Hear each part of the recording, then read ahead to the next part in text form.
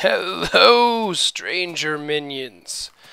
I am Wheezy, Yoshi Wheezy, and I have been dying. I have not posted a video in nigh on a week or more, and that has been because partially I've been lazy and partially I've had the plague or a bad head cold and cough. I wasn't even sure I wanted to do this commentary just because, as you can tell, I don't have the best voice right now. Or do I ever really have the best voice for that matter, but you get my meaning, right? But it's been too long, and I've also been putting together a Battlefield tips and tricks video, which has been taking a while with the aforementioned dyingness, as well as watching the Olympics, which has been good fun. But I think what we're gonna do, actually, is the more I've looked around here, and I haven't spent a whole lot of time looking around at this base, more it occurs to me that there's not a whole lot I can do here. And so the best thing to do is to travel back to my new base and start working on basically the rail cart track for that. So, sorry, I was gonna sleep. So I think that's what I'm gonna do, and try and bring you guys a little bit up to speed. My old mining gear. I went. I realized, because as you guys know, I've got the Ray's Minimap mod installed. Oh yeah, I haven't upgraded to 1.3 yet. Let's talk about that first, actually, from a standpoint of the multiplayer server. As I record this, Tuesday the 7th of August. Excuse me. Sorry for my coughing throughout this, by the way. Sip of water. I have not upgraded any of my Minecraft to 1.3 because I haven't been on Minecraft much. I don't want to deal with it right now. Plus 1.3 is such a major overhaul. I need to make sure I've got good backups before I put it on the multiplayer server. Also, I don't know if I've got a couple of messages saying people couldn't connect to the multiplayer server. It's up. I can connect to it. It's right there. But that may be if you've already upgraded your Minecraft to 1.3 that it's not compatible, because I have not yet upgraded it to 1.3. And the flip side of that coin is once I do upgrade it to 1.3, if you haven't upgraded to 1.3, you will not be able to connect. So, hello villager. So that's just kind of the way it goes, right? So I'm gonna try and do the update this weekend. To 1.3, so if you want to connect to the server after this weekend, you guys are going to need to upgrade to 1.3. If you have already upgraded to 1.3, you can either roll back to an older version, which will destroy any single-player worlds you may have been working on with 1.3 stuff. You can do that, and and then connect, or you can wait until this weekend. I'm going to definitely try and get it updated. But it's not just updating the server, right? I've got to update the texture pack for the new textures. I'll get that distributed. I mean, obviously, I could play with the default texture pack on the new one. That's not a bad option. I just want to make sure that when I get into 1.3 that I've got, everything updated and everything going. So, what? Oh, I was like, how did I get... I was smelting. Oh my goodness, that's what I did. I didn't realize I had picked up coal blocks because my pick is Silk Touch, and without thinking I put them in the iron in my ovens, and apparently in addition to placing down the coal and re-breaking it to get the coal back out of it, apparently you can also smelt it. I apparently just actually smelted the coal out of that. That doesn't make a lot of sense, but I guess I get it. Actually, See, basically what I'm thinking now is I want to build a track back to the old base, which I went through a couple of my older videos, and I actually, that's where I found the link, but I got one of my world downloads that I posted for you guys, because even though I have Ray's Minimap installed, I hadn't actually set a waypoint at my new base before I came back here. So I didn't know the waypoint, so I installed one of the downloads that I gave you guys, which was still at the old base, and went to it and got the coordinates and wrote them down and manually added a waypoint. So now I've got waypoints set for this base and my new base, which is off that way, so I can actually get my way there now, which will be important when I try to get my way back there. But I want to build a rail track, and I'm going to do an overworld rail track because I don't want to mess around with the nether just yet. Which is why I've got... God, I need to get separate... Ugh, my lack of organization at this base is bugging the shit out of me. But I've got all this iron here, right here, that should be great for building rail tracks. But what I need to do is build, because I'm not just going to place the rail on the ground, I'm going to make an elevated track for a couple of reasons. It should reduce the amount of spawns or mobs I have to deal with on my way, and it'll make it a little neater. But so basically, I want to go one direction. Got a one direction infection. Fucking boy bands. I gotta build the track foundation going one direction and then lay the track come back the other direction. But I should have enough iron at my old base, or at my new base, so that I can place at least a good amount of track on my way back and pick up some more of this iron on the way back. I'm gonna use dirt just because it's cheap, and at this base it's what I've got. I don't think I have a lot of stone really at all. Definitely not enough to get there. I'm also pretty sure this isn't going to be enough dirt. The good thing about dirt is I can always get more of it. Plus, and like I said, it's my most. I'll grab a little bit more since I got some room in my inventory. Where is it? So disorganized. I'll fill up my inventory here. What is... I'm gonna go put some fucking sticks back here. Got a one direction infection. Ooh. Put these sticks away. I don't need this wood either. I do not really need cobblestone right now. Need wood, need coal, need materials to do that stuff. I'm trying to think, should I take a bed to get through the nights? You know, I think I'm just going to have to risk peril and damnation on the way, because I should be on my elevated track, so it should be reasonably safe, especially since I'm going to be constantly moving. But anywho, I guess the question is, where do I want the track to go?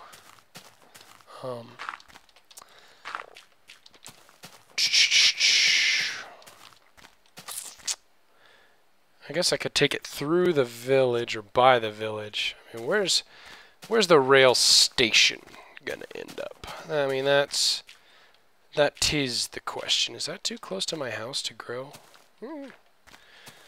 There's that. There's this. My house is that way. There's this. This is my current coordinates.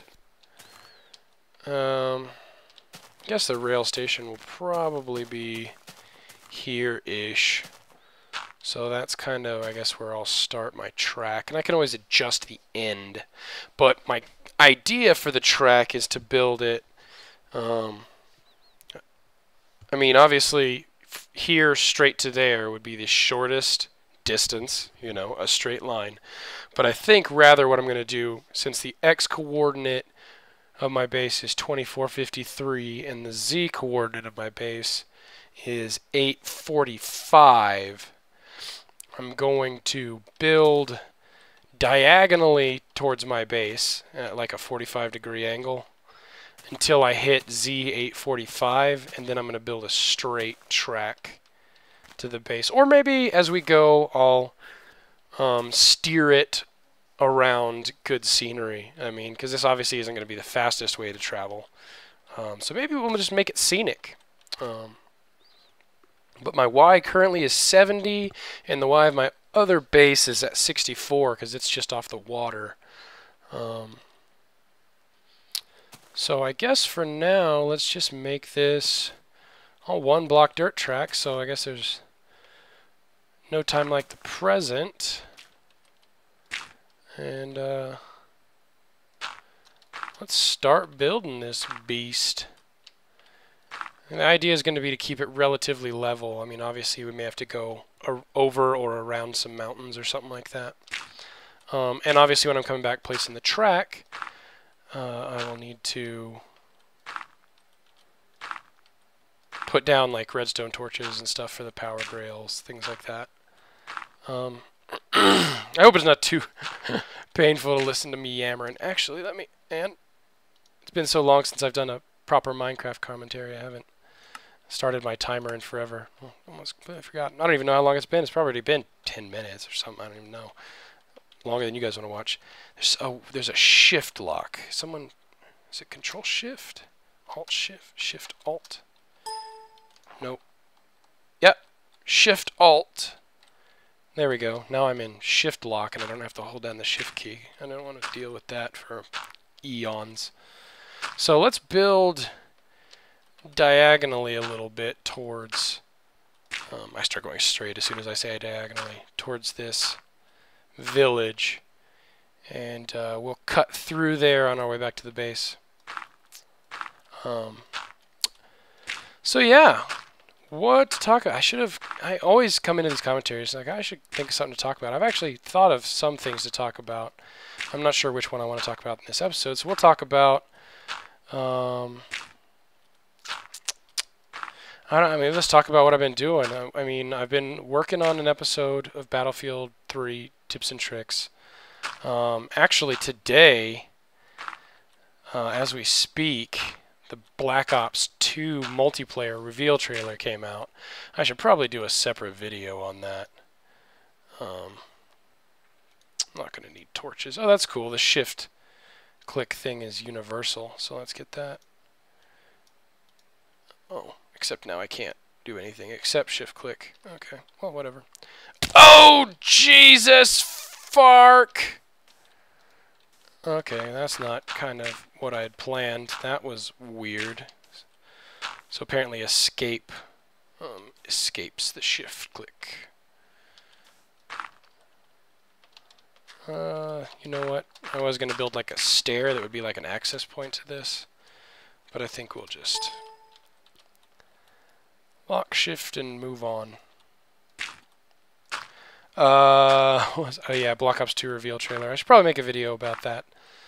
Although I've watched a couple, since I've been watching a lot of Battlefield videos lately, I've actually seen quite a few people making fun of the people making the Black Ops 2 reveal trailer videos, where basically people are just in such a hurry to be the first onto YouTube with their Black Ops 2 multiplayer reveal analysis videos, just so they can whore out that YouTube money, get those views. They're just making fun of that. And I also think it's kind of comical, so I don't want to be in that crowd. And I don't even want to make a Black Ops 2 reveal trailer video. Like, I don't want to include it in it and do an analysis or anything. Maybe just some, you know, Call of Duty Black Ops, or maybe even Modern Warfare 3. Maybe I'll crack it open and suffer the shitness for a little bit to try and just have something to talk over while I'm talking the Black Ops 2 reveal trailer. I'll give you guys a sneak peek. Underwhelmed. I am underwhelmed. Almost. And if it wasn't for the impending reveal, I don't even know if they've scheduled an official reveal, but if I wasn't absolutely certain that Black Ops 2 would have zombies in it, I would say, and this thought did cross my mind while I was watching the multiplayer reveal trailer, I'm not necessarily all that interested in playing Black Ops 2. It just, you know, they're going futuristic with it, and I mean, just full-on futuristic, and of course it being Call of Duty, you know, it's going to be kill streak heavy, and going back and playing some Call of Duty recently, I'm just done with the kill streak system. Like, I am over it, and even to the point where when I'm playing Call of Duty and doing well, which hasn't been much lately, I don't like using most of the lethal kill streaks because it takes me away from playing the game. I mean, I have to sit down and either control some kill streak, or I call it in and it goes out and does its own thing. So, I mean, that's still okay. But on the flip side of that same coin is I've gotten tired of being killed by other people's kill streaks. Because I'm tired of getting killed in Call of Duty games by things that aren't other players.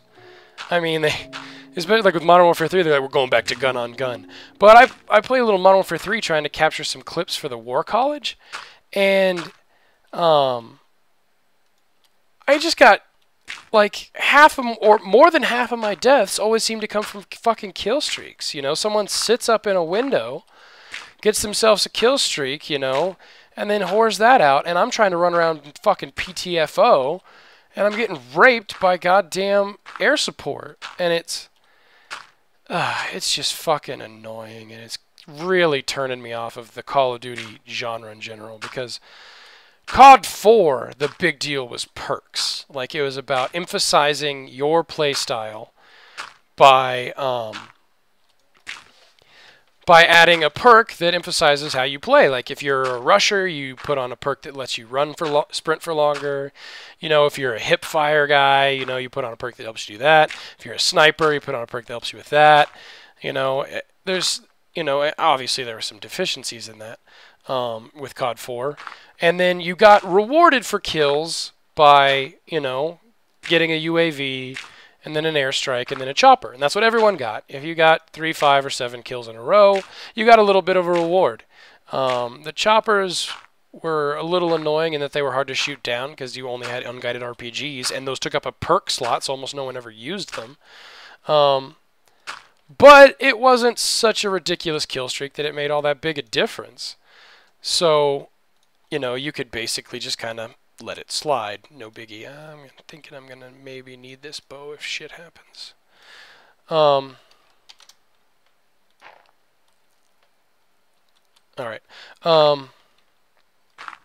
But yeah, I mean, it was COD 4 was very, very much gun on gun. The airstrikes didn't do a whole lot. If you were lucky, an airstrike would get you a chopper. And then choppers, you know, were annoying when they were up, but they weren't anything insane. And, you know, if one came up, someone was like, oh, okay, someone's on a decent streak. But then Modern Warfare 2 came along, and the emphasis shifted from being about perks to being about kill streaks. You got customizable kill streaks, which was a good addition. I mean, it added variety to the game, and it rewarded you if you could piece together a longer streak, although it did allow you to get streaks from other streaks. It rewarded you for good play in a more customizable way, which wasn't a horrible thing, thinking about it, but what it subtly did was shift the focus of Call of Duty from guns and perks to kill streaks. That became the point of the game, you know, and especially when they added the tactical nuke, you know, and the chopper gunner and AC-130. The point of the game for most people was to earn those and not to complete the objective or win the game. I mean, obviously getting a nuke would mean that your team won the game, but it wasn't the objective of most people. Like, that's not, you know, for the most part, that wasn't why they played. Oh shit, I'm just barely off the ground here. The point of the game became to earn your kill streaks for a lot of people, and not so much to PTFO, you know, and that hurt the game a lot. And you know, obviously Modern Warfare 2 is a piece of shit, and that was for several reasons. Not just because of, actually, is this going to need to be? If I put tracks there, I can't do a curved piece connected to a straight piece. So I think if I do this, this has to be straight. Sorry. Anyway, it discouraged a lot of objective play. And there were a lot of problems with Modern Warfare 2. But, again, that subtle shift was to emphasizing. Actually, I think this may need to be like this, because that'll curve, and that can go straight down. I think that's it. I think it needs to be 2 at the bottom. If not, I'm just gonna have to make some ugly track segments. Oh well. We'll just be safe here. Anyway, yeah, it discouraged objective play. And then Black Ops came along and kept customizable kill streaks, but it made it so kill streaks didn't earn you other kill streaks. You had to, if you wanted an 11 kill streak, you had to get 11 kills on your own. If you got an 8 kill streak or a 9 kill streak, I guess 8 kill streak's a bad example because a Blackbird would really help you get more kills, although indirectly. But you had to, and you called in, like say you got 7 and you called in your tac chopper and it got you 4 more kills, you wouldn't get your dogs or your gunship because kills from your kill streak didn't count towards a new kill streak, which is good. That was a good thing. It went back to emphasizing player skill, not necessarily objective play again, but it went back to player skill had a bigger impact on the game than kill streaks did. Although going back and playing Black Ops, even though it's, in my opinion, by far the best Call of Duty in the series, there's still less of an emphasis on objective play in that game than there would have been than there was in COD 4. And but more than Modern Warfare 2 and even Modern Warfare 3. So in the Modern Warfare 3 went back and added more kill streaks, and they made it more customizable to where you could set, choose one of 3 different sets of kill streaks, where you could choose if you wanted, assault kill streaks, which were more lethal, but if you died, it reset. Support kill streaks, which never reset, so you could always earn them as long as you got points and kills, except that they included stealth bomber and support kill streak for some fucking reason, even though it's lethal, which is one of the many oversights in Modern Warfare 3, but one of the most glaring for it to not be an assault kill streak. And then the specialist kill streaks, which gave you extra perks. But again, it made even more so the focus of the game managing kill streaks. We're going to use assault kill streaks or support kill streaks. And support kill streaks, it can be argued, were an attempt to try and take the kill streak system and make it more PTFO. So that people would, earn more UAVs, and because your kill streaks increased from capturing points and not just getting kills, your support kill streaks could still help you. Like you could go and capture an objective, and if you died, you would still be building your support kill streak. Which sounded like a good idea. Obviously, Modern Warfare 3 was just so pointless and stupid and just didn't get me interested. That, granted, I didn't explore the full depth of that, but from the time I spent playing it and even going back, the way it's still being played, I'm not seeing that support kill streak is contributing to team play, and regardless of whether or not it resets your kill streak, people, when they're earning kill streaks, don't want to die, maybe it's just a leftover from the older games, but also people are running a lot of specialist kill streaks because, once again, everybody complained about the nuke and how fucking stupid it was and how it kept people didn't want to play the objective because they wanted to earn a nuke. And you could use kill streaks to get nukes. In Modern Warfare 2, people were like, would you hate the nuke? Take the nuke out. And Infinity Ward's like, okay, psych. And then they put in the Moab, which, from their opinion, the advantages of the Moab over the nuke were you couldn't use kill streaks to earn it. It had to be 25 or 24 with hardline gun kills. Like you had to earn them to get the Moab, right? And it wasn't a kill streak, so you could earn it whenever. But all that did was, and it, of course, it doesn't end the game, right? It doesn't win the game for your team. It just it just EMPs the rest of the game and makes it fucking sepia tone or whatever. Well, but what they did was they made the nuke harder to get, which means that people still wanted to earn them. I mean, people didn't want to earn nukes in Modern Warfare 2 because it won the game. They didn't give a shit about winning games. They wanted to do it because they earned a nuke and they could brag about it and they could post it on their YouTube channel like I did, that they earned a nuke. That's what people have been doing with Modern Warfare 3 with fucking Moabs. Like, oh, I got a Moab with these guns. I got a Moab with those guns. Here's how fucking awesome I am. I got a Moab.